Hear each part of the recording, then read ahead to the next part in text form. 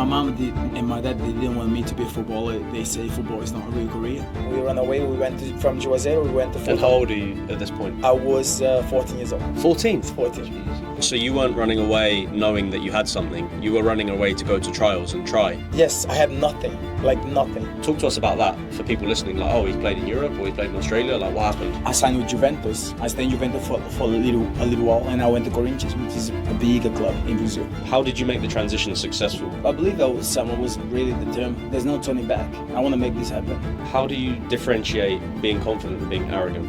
When I first moved to Europe, I was a little bit arrogant. I was overconfident. Were you reading books at a young age? Were you listening to podcasts? Because a lot of players at 14, they wouldn't think anything like that. Why were you so determined? It was a rebellion against myself. I was like, I'm not going to give up. I'm a huge fan of Ronaldo Nazario. Huge. I love the guy. To get better as a footballer, to develop as a footballer, what is the advice that you give to players? Practice, my friend. Practice make perfect. Hello everyone and welcome to the Select Generation podcast. Today is a little bit different. As you can tell probably from the background, we're not in Miami. We're actually currently in Indonesia, in Bali.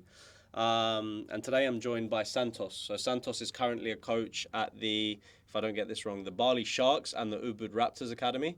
Correct. And I'm really interested today to speak with you, Santos. I think your story is kind of awesome. Funny story. Like I've been here on kind of vacation for a couple of weeks. And I think this podcast is going to be interesting because a lot of you are trying to figure out like pathways, and we always talk about like obviously going to college in the NCAA.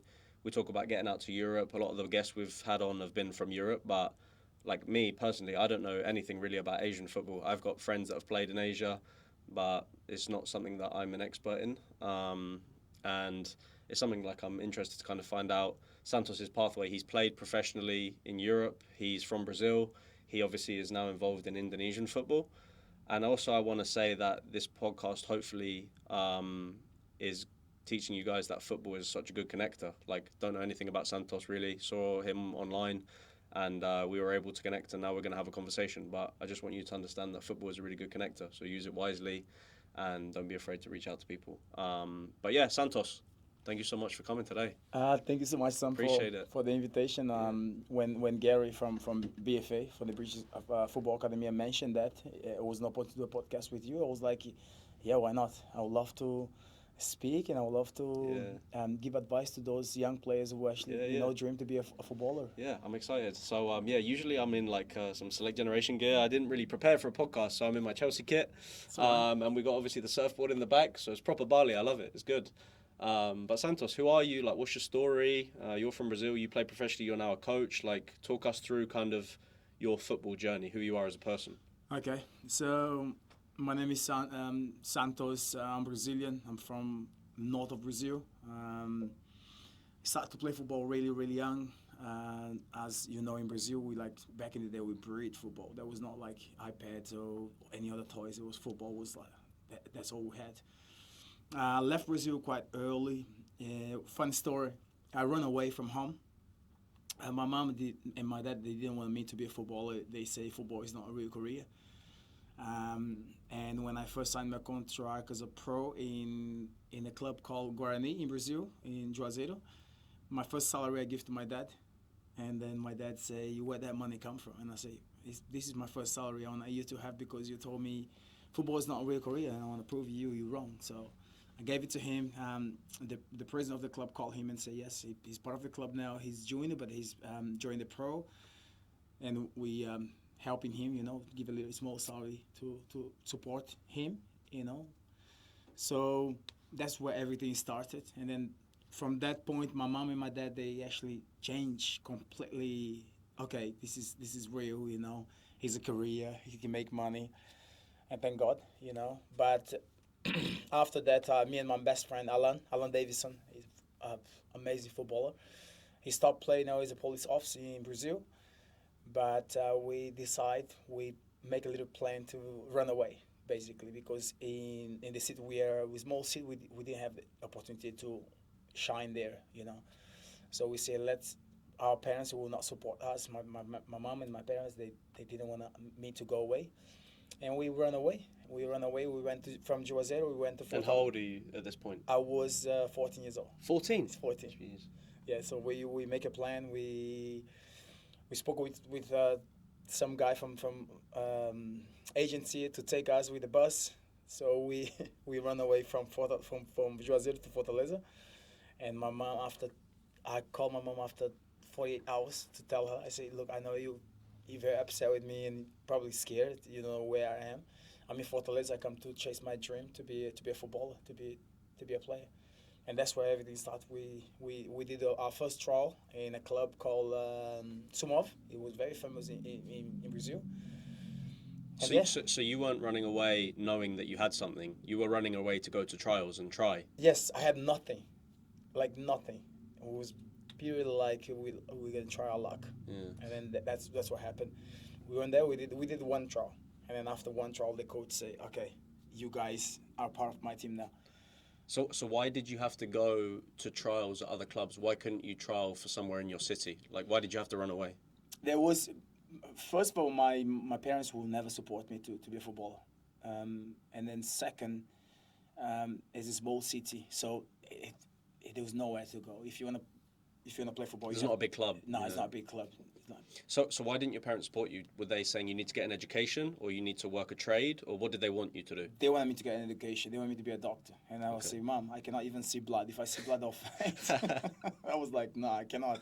Sorry." My dad wanted me to be a mechanic, to work with cars. I would say, "This is not what I love football." Yeah. Since a young age, I love football, and I was a late developer because you have to understand about development. Some kids, like I'll say, I'll have a son, and my son he's 10 now, 11. Sorry, 11.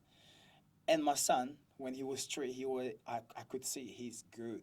You know, he's a lefty. He's a good player. But some players you cannot see that. Like when they are 12, 13, 14, and then you can see. I was a late developer. I was young, but nothing. When I turned 12, and that's why I started to really. So you go to this new club and you start training with them, or they give you housing, or how did it work? So basically, we saved some money, of course, Yeah. to go there. We went there to do a trial. If you pass the trial, of course, they will in Brazil they will give you a house. They will give you like a small salary to support you, and you live in the club. We call in Portuguese. The name is alojamento. Okay. Which is like The residence. Yeah. Yeah. Okay. So then, talk to us about from this point. So that was like the start of your professional career. At that point, you felt like you were in an academy. So it wasn't first team because I'm assuming you're 14, 15. no, it was not first team. It was an academy. Yeah. So then, what's the journey from that academy up to signing your first or playing men's football? So because Fortaleza is a big city, so from Fortaleza, from that club, there was Fortaleza, Ceará, the two big clubs in that city, but also because there is so many football with quality every single year. The agent from São Paulo, they come to that city to recruit. So let's say 2,000, 3,000, 4,000 players, and they'll pick 20 or maybe 10. At that moment, after 3 months, there was a trial to play for Juventus in São Paulo, and there were three agents come, and they say, "Okay, we're gonna send you guys to go," and we went to the stadium, and it was like 2,000 kids, and me and Alain, we got selected from 2,000 kids. We got selected 20. At that point, that's where everything started to work on my favor. So basically, they offer me proper club. There was a proper club, and there was no longer academy. There was a proper club, good salary as well, and nice apartment as well. And that's where everything started. Got you. I was around 15. 15. Wow. So, for a lot of people listening to this, they're probably not Brazilian. They don't know how the football works out there. What is Brazilian football like? Like, what is the tactics? What is the style? What is the level? Like, if you were explaining to someone in Indonesia, in America, in England, in France, Germany, if someone said, Santos, what is Brazilian football like at academy level? What do you say? Look, it changes a lot. Football changes a lot. Back in the day, most of the coaches, they used to give the freedom to the players. Now, it's frustrating for me because I'm a coach now, and I love to give my players freedom. Brazil was playing in the streets, on the beach, everywhere, wherever we could. Like we put like 2 little sandals to make a goal. That's the goal. Cars coming, we stop, we get the sandals out, and we keep playing. So for us, football It's a lifestyle. It's like a religion in Brazil. So every single kid play football in Brazil, talented or not talented, but everyone play football. It's part of our culture. Um, but changes a lot past the years. Brazilian went to Europe to try to copy your style of play, and that's where we struggle in the national team now. This is my point of view. That's why we struggle. Back in the day, the European come and say, "Let me see what this samba mean. What is Brazilians have so special because we win 5 World Cup. What is so special about that?" And we changed. We went to Europe to copy how we play tiki taka, how we play from the back. It's wrong. It's mistaken. Give the freedom. Brazilian, we love the freedom. We love to play football freely. So for someone that's listening to this, that's thinking, because for example, a lot of the listeners from, like, I'm based in North America. A lot of our players are North American, and they have the best facilities. They have, you go to somewhere, they have like 20 brand new turf pitches. The grass is amazing. They have the best gyms in the universities, or they have access to amazing facilities, the best facilities. And then they listen to like, but there's players from Brazil who are amazing, really high level, good coaching, but they're growing up playing football on the streets. But I have really nice cleats. I have the best gear, the best socks, cut socks, and everything. I could have everything I need. And then in Brazil, they're technically better, but they're playing barefoot in the streets with flip flops. How does that work? How do you technically get better if you're playing in the street? Well, that's the thing. We're born with something. I believe we're born with something special. Like in our blood, to be good, to be like so skillful. As you say, we have minimal, and we have no ball, and we grab like some socks. We make a ball of socks, and then we go and we play football. So I think and still we're how can I want to put my word really careful on this one.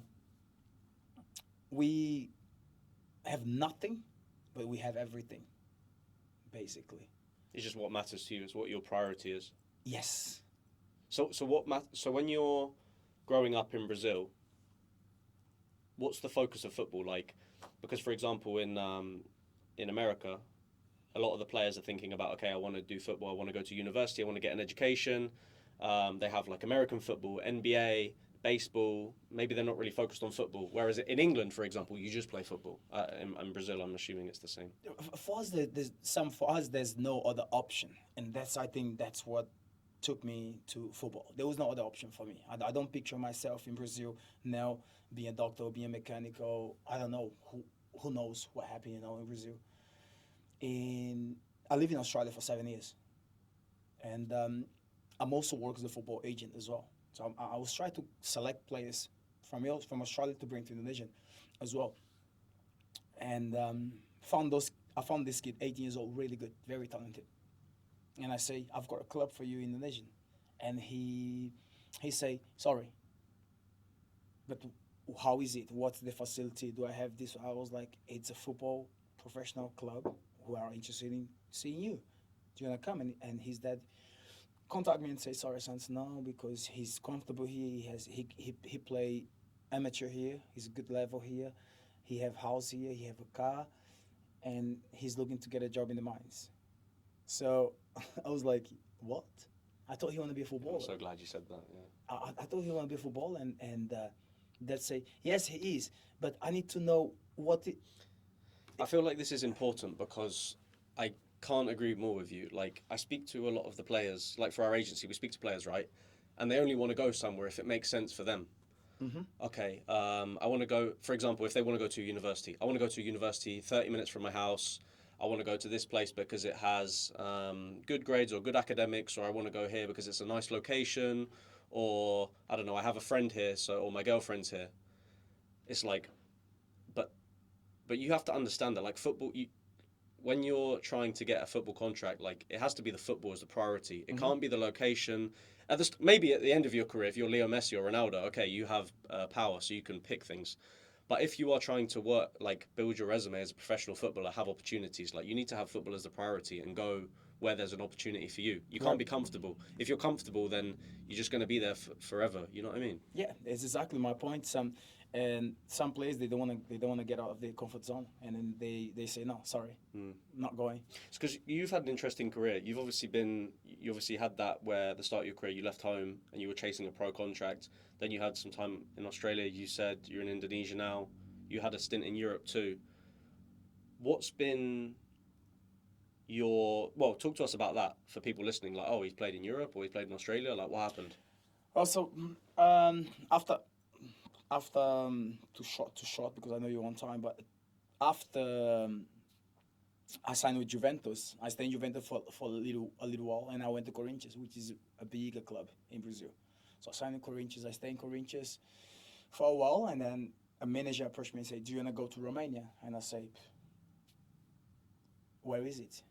And they say, "It's in West Europe." I was like, "Let's go. If it's a contract, there is a contract already." So I went to Romania, and that's where my career started in Romania.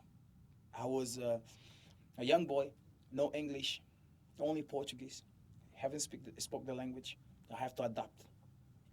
Cold, my friend, really cold. Trust me, it was insane. Want to go home? Yes, I want to go home. Second thoughts? Yes, second thoughts. Give up? Never. I'll go too. I don't care. I'll stay here. I was a superstar in Romania because of my color skin, and that's the particular city I went. Some of the Romanians never saw a black guy in front of them. They only saw them on TV. How was that? Was that intimidating, or you liked it? It was intimidating when I was so basically I went to Budapest. The agent that was with me, he sent me alone. So I went to Budapest, and from Budapest I had to catch a train and a bus, and of course every station he had someone with the sign Santos with my name. And that was intimidating because people look at me like making face, taking photo, try to touch my hair. Really? I had was that bad? Yes, I had a black power hair at that time, and it was insane. I was like, shit, man, this is gonna be crazy. I think those people are racist. This in my mind, But no, they're just curious. And then, but again, I don't care. You're there for football. I come for football. That was my priority. For me, it was like I'm doing. So yeah, second, the agent picked me up and he explained to me everything. He said, "Oh, no one is racist here." I mean, there is a lot of racism in Romania, but that was not the case. The people was just curious because never saw the curiosity. Yeah, I trained 1 week and I signed my first contract in Romania, first division. How was that feeling? Oh, so good, so good because I could support my parents, I could support myself. And for me, it was like, yeah, that's it. And how was the football in Romania different from Brazil? It's nearly similar, to be honest with you, but Brazil level is better. But Romania is a good level. I mean, at that time, there was like 4 or 5 clubs. Every year, they play UEFA champions. Steaua played champions. I need to sign with Steaua Bucharest. I signed for Gloria Bistrița. I was first division as well, but Romanian football really good. The fans are crazy. They love football there. It's amazing. I love that. I don't know if it was because my first country, but I love Romania. It's Nice. Beautiful. It's Good. nice. So yeah, I adjust, and I said that's it. I stayed there for 3 years, signed 2 years contract, and moved to another club.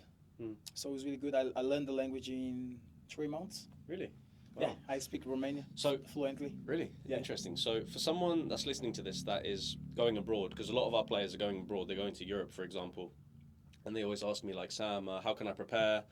What should I be doing? And obviously it's the small things like the travel adapter, like the language, like the jet lag, like the culture, like do some research and be curious about what they like over there, how the lifestyle is. Mm-hmm. What do you think made your transition successful? Because a lot of players could go from Brazil to Romania, the weather, the language, the people, you're the only black person there, and crumble. But it sounds like you kind of took that opportunity, were confident, and made the best out of it. So do you think that was your mindset? Did you prepare? Like, how did you make the transition successful? I believe someone was really determined. I say, there's no turning back. I want to make this happen. Go on the field. I say, this is my show. I need to be better than them. By the end of the day, when you step into the field, you need to make sure there is a plate of food there, and everyone want to eat that food, but you need to make sure you eat that food. And how do you differentiate being confident and being arrogant? Mm, it's um to be honest with you, I'm gonna be very honest. When I first moved to Europe, I was quite a little bit arrogant, you know, but I was overconfident. Over the years, I had to learn, you know, have some coaches who guide me to, you know, hey, you're not Cristiano Ronaldo, so slow down, son. Mm. And yeah, I think that made me step back a little bit. A couple of injuries as well. Think, you know, It's interesting because I ask you because I think that for the players that really make it, you need to be a bit delusional and you need to be a bit arrogant because there's a lot of players that go into situations and they're not confident and they like almost too humble. Like obviously you need to be humble and you need to know your surrounding. But I think sometimes the ego and the arrogance feeds the work ethic, right? Like if you want to be the best and you're like roaming around like you're the best player and you're better than the level, you need to work hard and have results to show it. Otherwise, it's going to be tough for you. So that's why I ask you, like, were you a bit delusional? Were you a bit like, okay, I'm better than everyone, but I need to work to prove it? um, I think it's fun. I was talking to someone yesterday about we live under football player live under pressure. You live under pressure. You cannot like do one day good, one day bad now because you know there's another 10,000 player left behind you to get your spot. So I think I was not delusional. I was confident, and I knew what I was capable to. So for me, it was like I can do this. You know, I can I can go there and show who am I, what I can do. It was I mean, think about that. I was a young boy in Europe with a contract. I had no guidance from my parents, um, and making some decent money. Yeah, at some point, if you're not strong enough on your mindset, you lose. You think you're God, and that's a mistake. I think that's one of the mistakes I did in my career, not to have someone to help me. Hey, calm down. You know, invest. Or a football player is the only thing at the moment, and that's the mistake. You have to think forward ahead. What's gonna happen later? What's the best piece of advice that you've ever received? Um, Because you were talking about like your mentors, and then you had people guiding you and helping you. Is there any piece of advice that sticks out like that really stuck with you from then or from now or whenever in your career? ah, no, I mean I had to learn all by myself. To be honest with you, um, an advice my advice I give to any young players is like be prepared because you work so hard for that moment. When that moment happens, you need to be aware who you surround by, because at that moment you have so much fake friends, Hmm. and if you're not strong enough, you fall apart. Talk to us about that. What do you mean by you have fake friends? Or you have fake friends, friends who calls you to go out, who calls you for drinks and party and stuff, you know. And then when you are not playing anymore, or you're in the bench, or you has no contract, no one contacts you, no one call you, no one to do anything with you. And do you realize that in that moment, or do you just realize that now looking back? You- I realize this now, but I realized then also when I run out of contract and I had to survive, you know, and your phone doesn't ring anymore. Mm. Often the way it used to ring back then. Mm. Hey, what are you doing tonight? Hey, I've got this club. Many girls calling you, and then when you have no contract, it's your phone doesn't ring. Mm.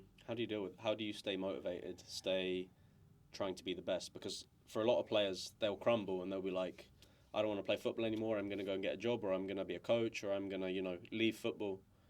But you stuck at it. So why? Why and how? I like to, I like to prove people they're wrong about me. To be honest with you, it's people. To be honest with you, when I first started to play football, I had so many even friends say you're not gonna make it, you're not good enough, and I say yes, I will. So for me, it's like I went down so many times and went up again, down and up. So for me, it's like was like there's no I'm gonna give up. For me, there was not that option. Some for me, it's like I'm gonna go back up again. I don't care. I feel like your mindset's been pretty big for you as a footballer and in terms of your career too. Like, obviously, at the start of your career, you took the risk to leave home and to go on that those trials. Throughout your career, maybe you were playing scoring goals. You moved to a different country, the others thousands of miles away, alone with your agent. Do you think your mindset, like, I mean, I'm just gonna like, were you reading books at a young age? Were you listening to podcasts? Were you just like watching a lot of soccer or listening to people? Like, because a lot of players at 14, they wouldn't think anything like that. So how did you? Why were you so determined? No, Was it just like rebelling against your parents, or? It was. I think it was rebellion against myself. I was like, I'm not gonna give up. I'm not gonna. Also, I'm a huge fan of Ronaldo Nazario. Huge. I love the guy. I play football because of him, and I used to watch all my players, Ronaldo, Ronaldinho. You know, all those players. Kaká is an example. Christian like me as well. So for me, watching Ronaldo Nazario going through injury, my friend, the way it was, I was in tears in front of the TV when the second injury when he with Inter Milano, where the ball of his knee. Do you remember? So for me, I watched those guys like going really deep down and come back up again. And that's what motivated you. And that's what motivated me. Okay. And also my dad, he's already with God, but my dad said to me, look, you gotta be better than me. Yeah, I say, what do you mean, Dad? He said, you gotta do better than your father. I try my best to raise you as a man, but I want you to do better than me. So whatever you do in your life, you give everything, not like 50%, but give everything. And I think that's also what motivates me. My dad and my mom, they minimal as a poor family in Brazil, but they provide everything what I could have. They gave it to me. So, for you being a footballer and then transitioning into coaching now, towards the end of your footballing career, were you thinking about coaching? Did you want to stay involved in football, being an agent? Did you want to go back home to Brazil and get an education? Like, how was kind of, you've been a pro player, you're getting to the end of your playing career. When do you start thinking about what's next and making plans? When I've come back from Europe and I engaged my career in Indonesia, here, I was unmotivated, very unmotivated. Why? Agent, too much scam. They want to get so much money from you, and I just coming back from injury as well at that time, and I was unmotivated. I regret, to be honest with you, to stop that early. I could have done another 7-8 years of playing pro, but I was unmotivated because of so many things happened to my agent in Europe. And I think that was it. And then I met my wife, and I say I want to settle down now. You know, she was an amazing woman for me. We're no longer together, but she made me a better man, and she made me see the life differently. Gave me 3 beautiful kids, and I think I say, enough with the travel, enough with playing football. I want to settle down now. I wanna build a family, and because I left so young, home to play football, and also you have no idea, players who are listening now. You have to give up so much. That birthday with your family might not happen. You might be in season. You might not have the chance for vacation. You might pick up an injury, and then you don't have the chance to go back home and see your family. You have to stay back in club and look after yourself to be able to play for the next season. Or you might have no club, and you have to look for a new club. Your agent say you stay, you don't go. So you give up so many things. Like, I don't even remember, let's say, a birthday with my mom and my dad together. I don't remember. I remember when I was a young boy, but I don't remember anymore because I give up everything. I say, I was so focused on my career, and I say, I don't care if I cannot go to Brazil to see my parents. I don't care. I'm focused. It's an important point to bring up because I've talked to a lot of professional footballers, a couple on this podcast, one guy, Bolu, who I recently interviewed, and he was saying, like, you train 5 days a week for one game a week or 2 games a week. If you start to play 90 minutes, maybe you come on as a sub for 10 minutes, you're injured, not most of the time, you can get injured, you're training every day, you're so locked in. When you go home, you're watching video analysis, you're trying to be better, you're talking to the coach, what can I improve? Like, everything is like football, football, football. And then you're like with the playoffs and then with the league and away games and traveling, and there's a lot of things that obviously, like, when you're a young player and you're thinking about being a pro footballer, you think, oh, I'm going to be rich, I'm going to make loads of money, I'm going to drive the nicest car, have the best girlfriend, I'm going to have the nicest clothes, I'm going to go on the nicest holidays. But that's like players in the Premier League, players in the Champions League. Yeah. For the rest of the footballers, it's not like that. You don't make that much money like in the lower divisions. So what are the negatives of being a pro footballer that no one talks about? Well, I think you mentioned that now. Then people think when you say I'm a football player, people think, wow, you must get paid so well. You must have like a nice, fancy car. You must nice house. It's not true. It's, I think 10% of the old footballers they earn that much money. 90% it's crazy. In Brazil, for example, some players they stop play pro because not enough money. They went to play amateur. Amateur is huge in Brazil now. Huge. The owner of those clubs, they give so much money. Sometimes they give a house to you so you can play.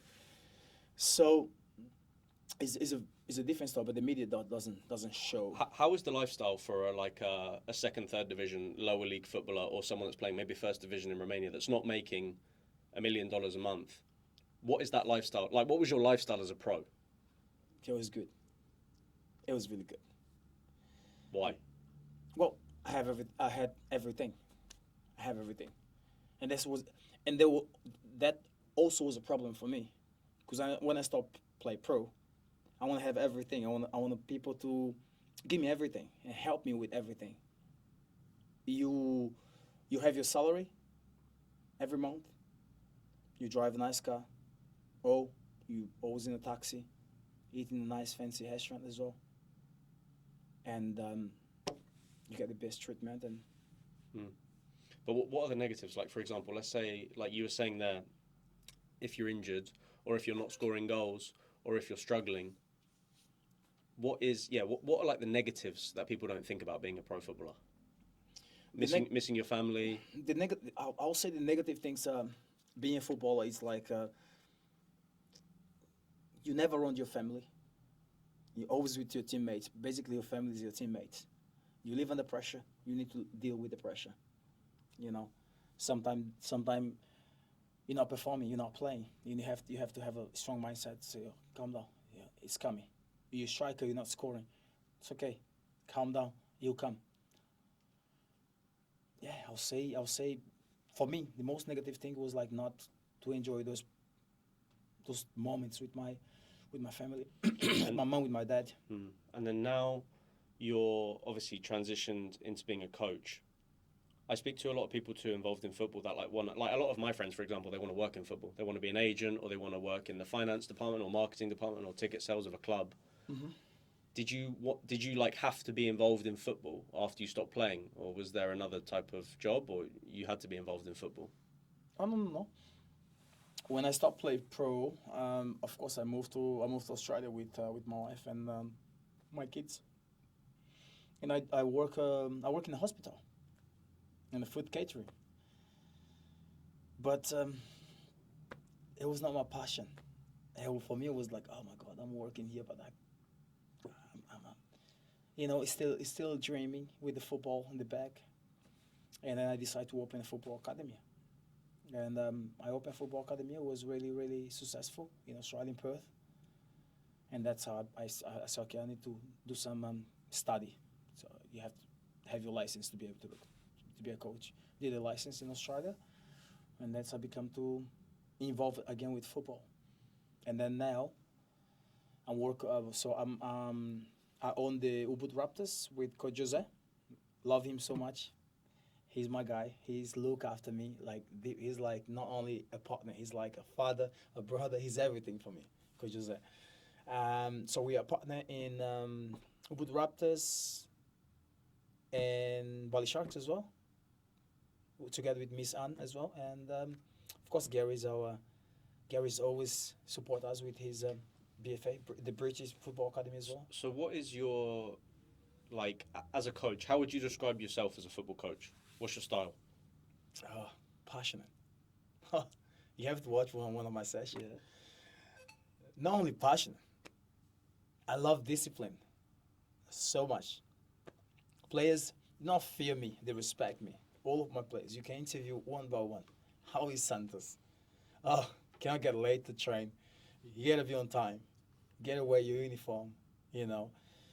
So me as a coach, I describe myself very passionate, very disciplined, because I love to see players succeed. For me, it's not only coaching to get paid. It's coaching to see the players succeeding one day, like to make us a pro. If I have one player, we have like 500 students. If I have one player to make pro, that's it. I'm happy. So for me, it's like, I don't know. I'm so passionate. I love football. What is the relationship between discipline and motivation? Well, motivation, you can watch any video on the internet. You can self-motivate yourself. And discipline is different. You do that even if you don't want to do it. You have to. It's like wake up in the morning and go to the gym. I don't feel today. I don't care. You go. Mm. You know. And you were saying that I'm really interested to know about like Indonesian, like football and the pathways, because like just from being here for the last couple of weeks, you can see like the fields are, you know, there's some good quality facilities, but it's not like maybe some of the rest of the world's like in Europe or in America, like what I'm used to. There's a lot of like expats, like not there's a lot of like English or Russian or Europeans, people that come here. What are kind of like, do you think that Indonesia has the infrastructure to create good footballers, or what do you think that? Well, yeah, that's my question. Like, do you think that Indonesia has the infrastructure to create footballers? They do. They just don't do it. They Why? do. Think with me, Sam. Right now, Indonesian just naturalized 9 Netherlands players. I've heard, I had a meeting last week with yeah. What's the purpose? You tell me. Now I'm back the question to you. What's the purpose? Yeah, and To make the World Cup? Maybe they will, maybe they won't. How about invest on the young players? We have good players in Indonesia. I've got good players in our academy as well. Like really good players. How about we invest the money and really develop those players? Take those players to play overseas, like really quality competition. Give them that taste, you know, as well. Why we go and get? I mean, okay, they are Indonesian. They got blood Indonesian. Okay, cool, but let's forget about that and let's focus on people that grew up here and in the I mean, most of those players who play for Indonesian national team, they have no connection with the support with the fans. yeah. I have like Brazilian friends who play here. Example, Beto. Beto has 44 years old. He's still playing pro. He has more connection with the support than those players. There's no connection. The people in Indonesia, they don't know those players. Because the thing is, like, I was doing a little bit of research. So I spoke to someone called Rob, and he was telling me that he used to take some teams of local, like, they would go fly around Indonesia, find the best players at all these big training centres, and then they would take them to England for like 6 months, and they would get them like in all these friendlies against these English academies, build them up, come back, and I think Indonesia won the Asian Cup, U17, U19, U20. Yes. And then you go to the first team, and there's these Dutch players because of some like thing with the visa, or I don't know, somehow they figured it out. But Indonesia has, I didn't even know how big the country was. It's like the 4th biggest country population-wise in the world. Yeah, it's huge. Like, so why aren't the Indonesian men's football team competing at World Cups? I think that because it's not, they don't. Sorry. No worries.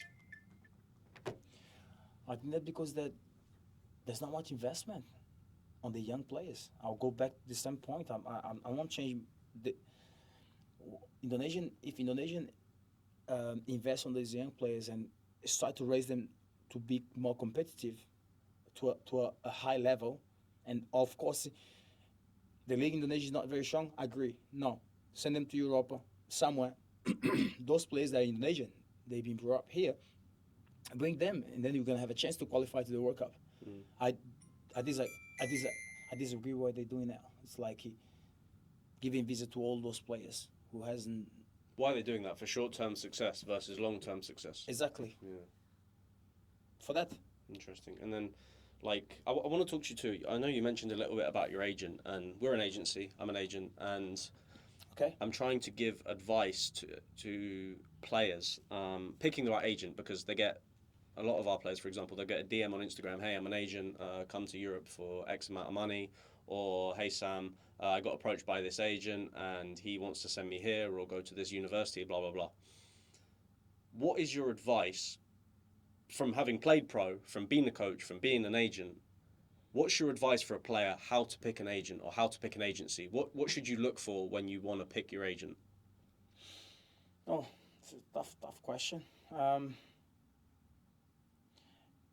Look, you have to look for them to see what the background. You have to ask for other players. Have you worked with this agent? You have to get a lot of information about that player. I know most of the players, they want to get a club and they don't care.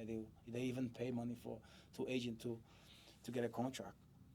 But I think getting a lot of information to see, Doing your research. doing your research to see if that's the guy. Because, example, I have a player, Ebe Bessa. He plays for Bali United for 3 years now. He's in Jakarta, play for Persita. I got in contact with this agent in Saudi Arabia, and then the guy sent me an offer in 2 days, and the offer was good. So like I contact the player, say, this is good. The offer is very good. We should accept. Let's get the deal done. Okay, let's do it. And then there's the negative point. The agent asked me for the player to pay his visa, and I say, what? I play football my whole life. This doesn't exist. This is the club duty to pay for the visit, for the flight tickets for his family. Everything is the club's. No, we do different here in Saudi Arabia. I say, and then I say, okay, lights on, start to make contacts, research. Contact one who I know a player there, I know a coach. What do you think? No, Santos is scam. I say, good. Interesting, because I want to talk to you about this, because a lot of our players, or I say a lot of players have this like interesting conversations with agents who say, oh, pay this and then I'll get you some trials.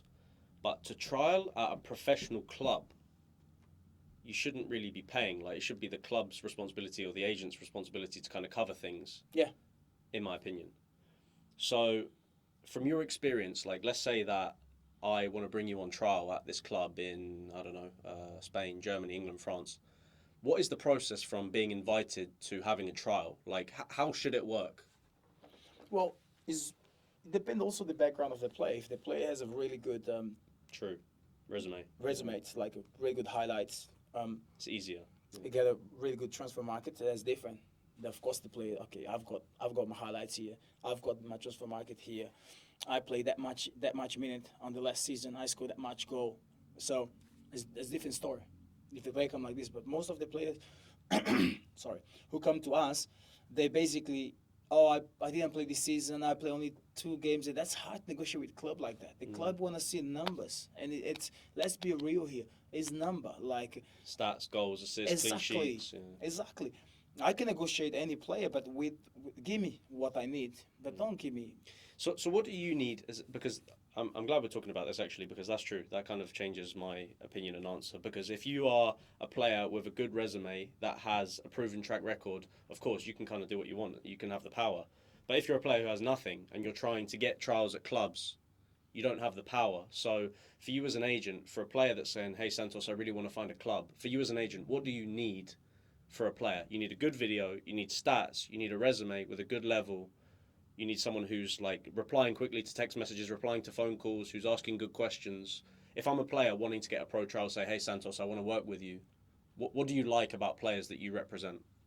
I like players proactive, to follow up as well.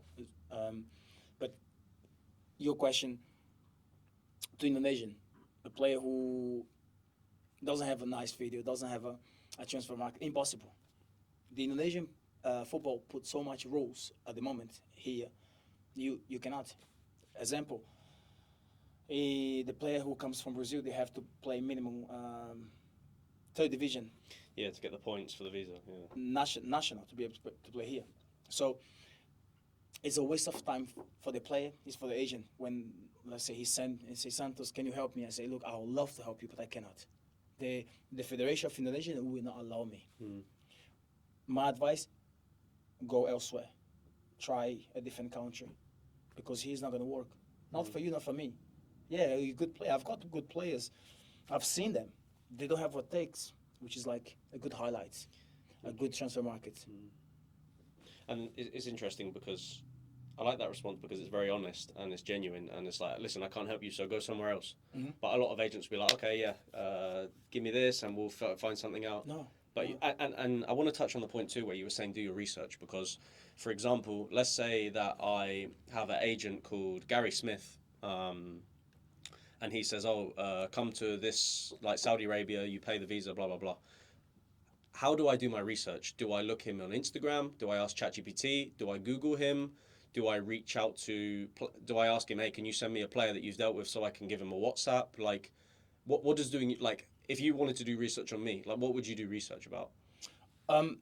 First of all, yeah, social media is really strong right now. It tells everything, even if the guy's fake, he'll show at some point. Instagram, Facebook, Google, and also start asking questions to players. If you're an agent from England or from US, I'm going to start to use my contacts in US to say, hey, have you heard about Sam, this agent? So is it real? What you think? Who he represents? And from that, I start to see if you are the real deal or not. You just like try to. Yeah, I think it's so important, because it's really there's important. a lot of, like, the agents, obviously, they're going to tell you what you want to hear. And that's the thing. Some players are so desperate to become a footballer. They do anything. They even give you money to agent. This doesn't exist, man. I'm giving money. I am the superstar. I am making you money, my friend. You find me a job. You find me a club, and I'm pay your commission. And that's how simple it should be. I work with Antonio. He's my partner. He has so many players as well. And why I love to work with him, he's very honest. I send him a play. I say, look at this play. I really like it. Has whatever it takes. Okay, I have nothing for him now. I ask again and say, look, I already say I have nothing for him now. When I have something, I'll tell you, and you can contact the player. Very honest. Like, no half an hour on the phone, 1 hour on the phone, and try to sell fake dream. No. Simple, honest. Sorry, I got nothing for you. Okay, if you're tired of waiting for me, go and try someone else. Maybe another agent have something else for you. What are the pathways like in Indonesia? Like, because you're saying about, like, it's difficult for internationals to come and play. Like, if you're growing up in Indonesia as a local, do you have to go, is there, like, I don't even know, is there a pyramid? Is it like you get promoted each year? If you're a local, it's quite hard, especially now. They try to, like, right now the first division Indonesian is nine foreigners allowed to play. So where the locals gonna play? Where the young players under 20, under 22. But is there a pyramid? Is there, like, No, fourth, third, or it's just first division? First, second division, that's it. Really? First, second division, third division. They have third division, that's where most of the locals they are. Third division, they play third division, second division as well. But the first division, you're gonna find very small amount of local play, because the clubs they inflame them with. What's the level foreigners. like? Good. It's good level. We have good clubs in the nation. We have Borneo, really good. PC Bandung, really good. But again, full of Internationals. international and Brazilians. Really? Indonesia, they love Brazilians. Why?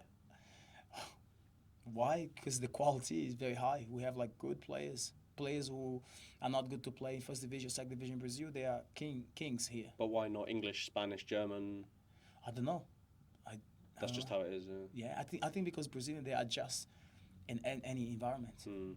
Brazilians they just come and they get along with people. Indonesians love that that Mm.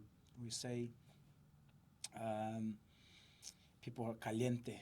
Yeah, like warm, like at home. Warm, Like exactly. okay. So I think that's what counts as well. And then we learn the language as well to speak to them as well, which is nice. European is a bit difficult, my friend, to come to Indonesia. They want this, they demanding. How is the lifestyle in Bali? Good, good. I was in Australia for 7 years, and at some point I spoke to my wife and I said, look, enough is enough. I have no joy to drive my car to work anymore. You work and pay bills. And the more money you make, the more tax you pay in Australia. In Bali, you also pay tax as well, but not as much as in Australia. Cheaper, everything is So cheaper. for me, it was like a life balance. I can look. I'm here, sit with you in this beautiful podcast, and after I'm gonna go lunch. And in Australia today, I was working until 7, 8 in the night. It start from 5 in the morning. Mm. So in Bali, you can have that life balance. Mm. I work as a coach. I do my camp in the morning. I have my academy in the afternoon as well. In the evening, I'm free. I can take my kids for dinner. I can do whatever I want. And Santos, we've got like a couple of minutes left. I just wanted to touch on. I know you spoke a little bit about your advice for players. So a lot of the players listening to this will be trying to get better as footballers. They're trying to develop. They're trying to get better technically, tactically. They're trying to have opportunities and find something. To get better as a footballer, to develop as a footballer, what is the advice that you give to players? It's practice, my friend. Practice make perfect. That's my only advice. It's over and over and over. You go to the field and do it. My biggest advice is like that moment when you're in the field with your coach, don't mess around. Don't let the distraction outside and focus on getting better. If the coach, I give you a drill, that's because that drill means something. He want to get something out of that drill. Focus on that drill and get it done nicely, get it done properly. That's my advice. Do it, but do it properly. And what about off the field? Like, obviously, when you're at training, you need to work hard, you need to listen. What can I do outside of the field to become a better footballer? You gotta look after yourself. In a way, party, drinking doesn't go with football, doesn't go with sports. Party, drinking, it doesn't. If you want to be a footballer, we have a massive example. I'm gonna use him because I think everyone else will use him. Cristiano Ronaldo. He's 40. He's scoring 30 goals in one season, my friend. That's insane, ridiculous. His body fat doesn't have. They made a study. His body is from one person of 25 years old, not 40. Why? Don't miss out sleep. Sleep is huge for your development as well off the field. Other than that, my friend, have faith in God and play football. Good. With passion. Good. And then last question, Santos. What is the thing in your career, playing, coaching, to do with football, what are you most grateful for being involved with football? I think football gave my family. Yes. Football gave my family to me, my kids. Yeah. I think if it was not for football, I don't know if I have met my wife in Bali. We met in Bali through football because I was playing football in Indonesia. So I'm grateful for that. To come to Indonesia and to come to Bali and meet my wife, my ex-wife. But my kids, they're the most precious thing in my life. And I love them so much. And I think football gave that to me. Football also gave me the opportunity to meet new people all over the world. I have friends all over the world. I speak 7 languages, so which is also good to communicate as well. So I think that's it. Good. Awesome. Guys, if you enjoyed the episode, if you learned something, we'll obviously tag Santos Instagram, so let him know. But yeah, Santos, appreciate it, man. That was an awesome episode. Good to learn about you and the culture and your story. Thank you very much. I really appreciate it. And if anyone want to come to Bali, want to do private session with Santos, come. You know the guy. It's gonna be fun. Yeah, just don't be late and wear the right kit. Exactly. Perfect. Cheers, Santos. Thank you so much.